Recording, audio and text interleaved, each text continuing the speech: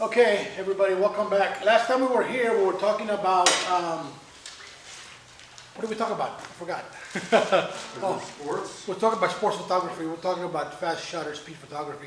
Today, we had said we were going to talk about composition. So that's what we're going to talk about today. Basically, we're going to be talking about how to compose a proper shot to make sure that you get what you need to be getting in the shot and to avoid distractions. But before we do that, we're going to be watching a quick video, okay? Okay, so any questions on the video? Basically, we're talking about composition, which includes things like the rule of thirds that we talked about before, and that's just basically where you put your subject that you're trying to shoot. So let me get something to write with here, and we'll get right on it. So that video that we saw is pretty basic, but that explains all the proper points. So composition is very important when it comes to photography because it helps to aid you in placing your subject in a more flattering way where your subject will either stand out or tell a story, okay? Also, when composing your shot, you have to be very careful as to what you are including in your photograph. You don't want to include things that are going to be distracting, things such as maybe a porta potty in the background, maybe a trash can, things like that. If you're unable to physically move your subject, then you need to move yourself so that your angle of where you're capturing the image is going to create a different view for you, okay? So don't be afraid to move and to try different positions before you take your shot. Make sure that you're looking. A lot of times as photographers, we get so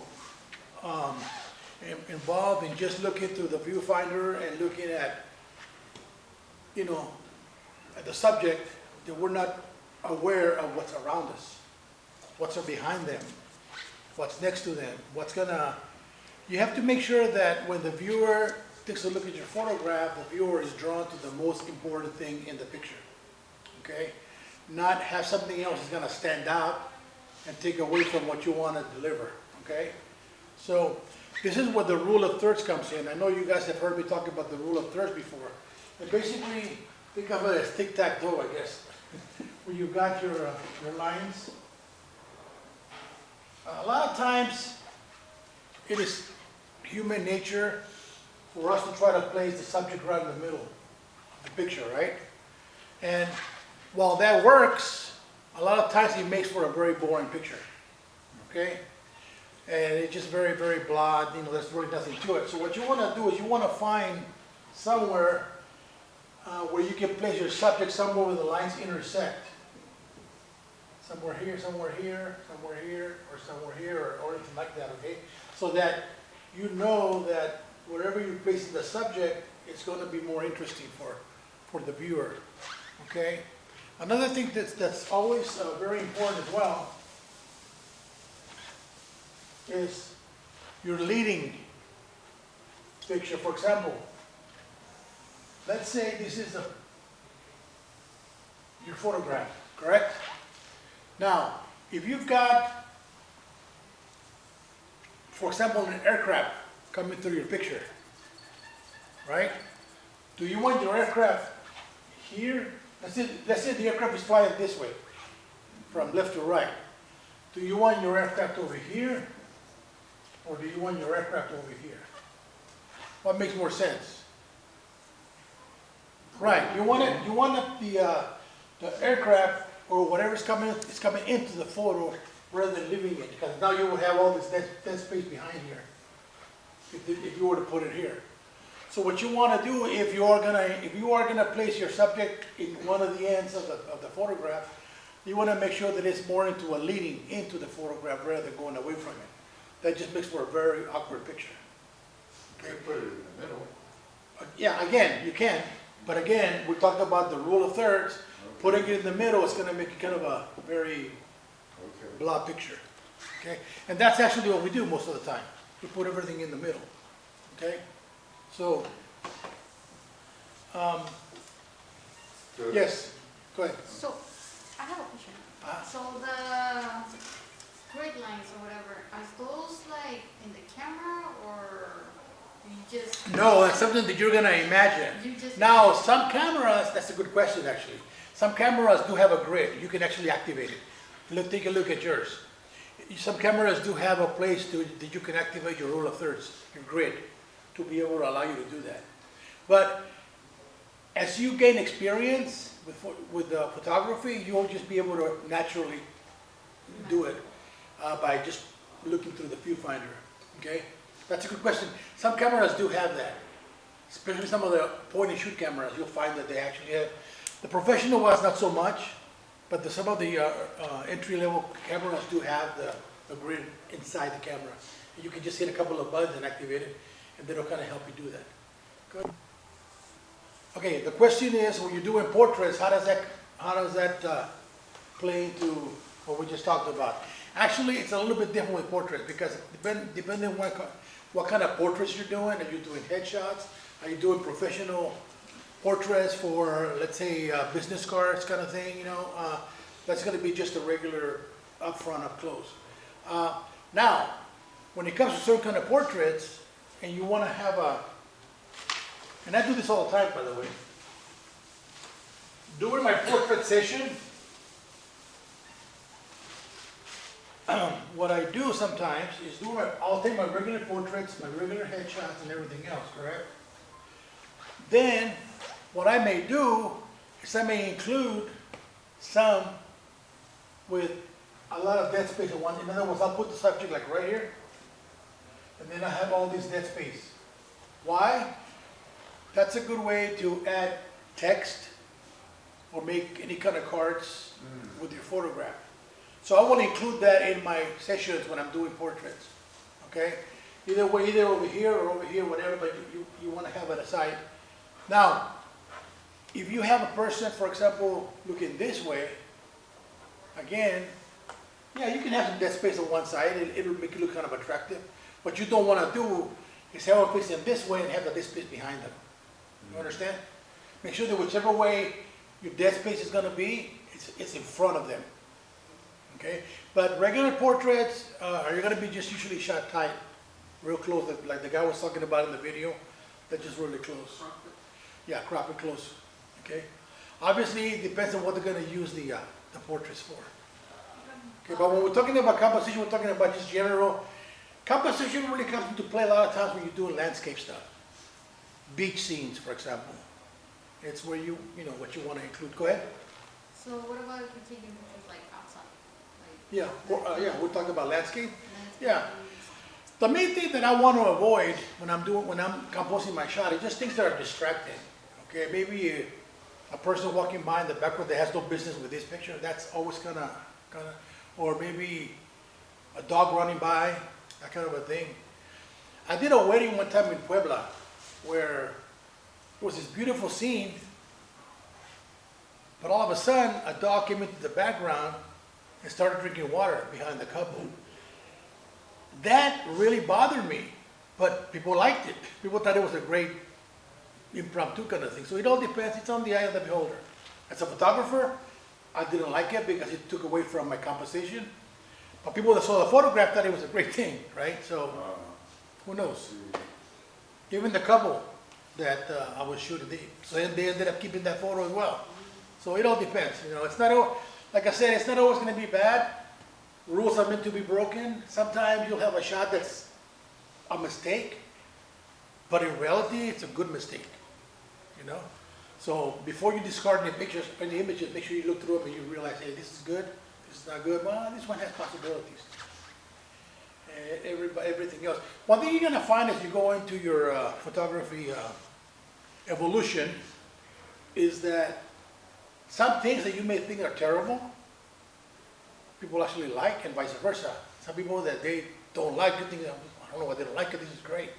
So eventually you'll get the eye, eventually you'll start seeing what's good and what's not. And again, everybody's different. We all look at things differently. So, but as far as the class that we're talking about today, yeah, we're just talking about composition. There's really not that much to it, you know.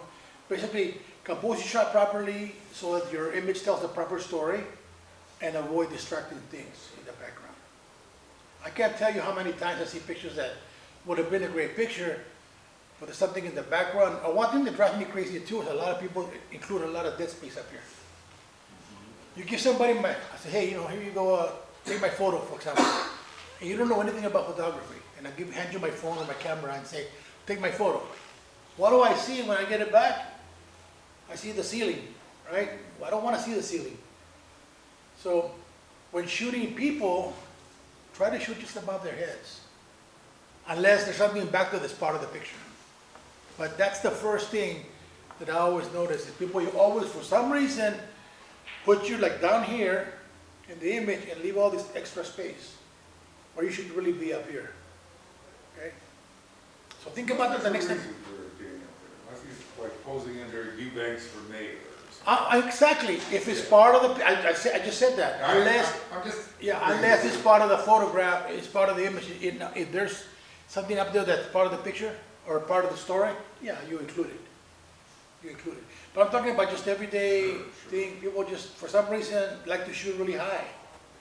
And then you're down here, and then like, there's nothing back there that's part of the picture. Why is that? But that's just a common mistake that people are not really trained in composition or don't have the eye. Because I tell you what, there are people who have never had any kind of photography training, and yet they have the eye. They're good at it. They just know how to capture an image. Okay, so yeah, just remember that. Just when you're taking photos of people, just make sure that you include only what's the part of the background that you intend to include. That's just a common mistake that a lot of them make when we're first learning. Talking about composition, that's what you're talking about. You're talking about what is going to draw the eye. You don't want the eye, all of us, human beings, when we look at a picture or a scene in front of us, our eyes are automatically going to go to whatever the outstanding thing is, whatever it should be. That thing should be what is important in the picture, your most important subject. Okay? Sometimes something is distracting, it's not going to be that. And that's what we call distracting objects, for example, that shouldn't be. Your eye should immediately be drawn to whatever you want it to be drawn to. By you I mean the photographer. Okay? You tell the people what you want the eye to be drawn to. But if something is included in that picture, that's going to be the first thing you're going to look at. Something in front of you, for example. Okay? The most important thing should be up front and center, or out front from whatever else is in the background. I guess when I'm talking about distracting objects, I'm talking about a porta potty, a trash can, something that doesn't belong. Okay. That's what I'm talking about. Yeah, like if I take a picture right now, there's a trash can back there.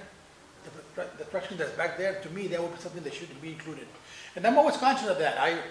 When I'm looking at the shot, I'm composing it, I'm actually looking for something that I can get rid of, that's not gonna be. I actually had a guy when I went to photography school, he was one of my fellow students. Every time we would set up a shoot, we used to go out in the local area to go set up shoots, right? We used to have like models and stuff with us. And it would take him forever to set up a shot. And what is he doing, right? He would literally be analyzing every angle, doing this, doing that, looking back there, looking. It's like, take the damn shot already. What are you doing? All of us we're waiting because we're all taking turns, right? And he would be, and then he would be until he was completely sure he had the right shot. But he did amazing work. When you looked at his final images, they were awesome. They were great. But he took his time. A lot of us are just in a hurry up and take the shot. And we just take it. And then we realize when we get home and we look at the computer and we look at, oh my God, why does that do it in the background? I should have, and that's why. People, you have to be very patient. And a lot of times I'm not that patient. I just want to take the shot, so. You also need patient subjects. Yeah, I know. And that's another thing too. Sometimes the subjects don't want to hurry up, dude. You're standing in front, you start sweating and everything, so especially if you have the lights on them. If you do studio photography. So yeah, there's a lot to consider. But this guy, it would take him forever to take a 2-second shot. But his work was amazing. He now does weddings and all kinds of things. He does really good work. He does very, very good work. Okay, in addition to the rule of thirds, one of the things that I really enjoy, that I really think makes a very interesting photograph, is anything with leading lines. Leading lines basically is just what it says.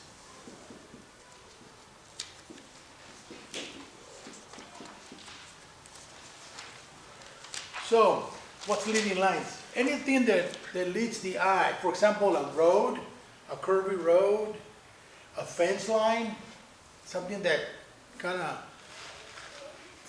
the eye just follows the line going up. I love taking photographs next to a fence, for example, and literally shooting the fence as it goes along.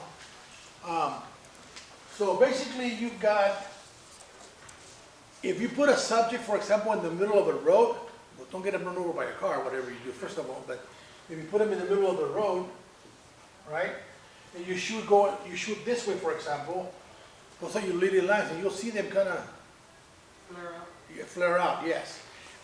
One of the best ways to do leading lines, I think, is when you do a curvy road or anything curvy like that. Basically, anything that has like a fence line, oh my God, I don't know what. Railroad tracks are great, however, it's against the law to put a subject in the railroad, and we all do it. We all did it early on. Don't do it if you get caught. If you get caught, you're gonna get a big fine. Yeah, it's not good. I think we all, for some reason, models love to be photographed on the train tracks, but Or bridges. bridges are great too. Okay, so that seems to be about it for composition and leading lines and all that stuff dealing with composition. So if you guys don't have any more questions, we can move on to something else. So I know you had a question. Go ahead. Yes. So when you have a tripod and you take it out of the stabilizer, When you put the camera on a tripod, you Okay. can take it out of the automatic stabilizer. yeah, right? image stabilizer or VR. vibration reduction and Nikon. Vibration reduction. Right. But can you still leave it on manual focus? Yes, you should. Okay, so the question is, and this really has to do with night photography. When you're putting a camera on a tripod, should you take it off image stabilizer or vibration reduction? As you know, Canon, it's called IS. With Nikon, it's called VR, right? But it's the same thing. Basically, that has to do with the lens. It's built into the lens. The lens has an aid to help you fight any camera shake, camera movement, that kind of a thing. As human beings, no matter how steady we think we are, we're not always that steady, right? So the camera has the lens has that little gyro that helps compensate for that movement of the hands. But what happens is when you place that camera onto a tripod, suddenly there's no movement now, correct? So when the gyro is looking for the movement to counteract, it's not there. So what we suggest you do when you put your camera on a tripod is to disable your image stabilization, so that the camera is not going to be looking for that. So the other thing that we do is not only do we take the image stabilization off, you also should be taking your camera off of automatic focus. Change your lens from autofocus to manual focus before you take your night photography. Okay, you were saying? The density filter, that's going to slow down your shutter speed. Yeah, basically, when you're applying a density filter, and now I told you guys about the filters that you attach to your lenses just to protect the lenses, right? We talked about that in the past. Those are just called UV filters.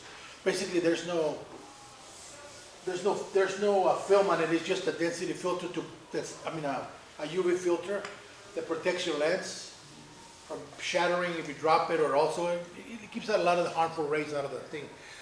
So those are just UV filters. When we're talking about density filters,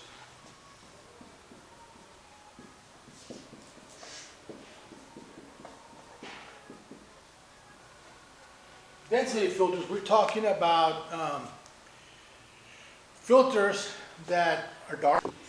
Okay, guys, our next class is gonna be, if you guys don't have any more questions for today, oh yeah, we have to go get that. But if you guys don't have any more questions about today, we're gonna go ahead and call it for now. But we'll meet again on the 24th of this month for our next class. And have you guys decided what you want to talk about next week? If not, think about it. Is silhouettes a photography thing? Yeah, it could be. Because that's sort of the opposite of having this. Yeah, well, silhouette, you're talking about people who are backlit kind of thing, you know? And sometimes we do it by accident. But yeah, it could be something. We'll talk about it. If you guys think of anything between now and then, just let me know. All right? Okay. Thank you for coming, and we'll see you guys next time.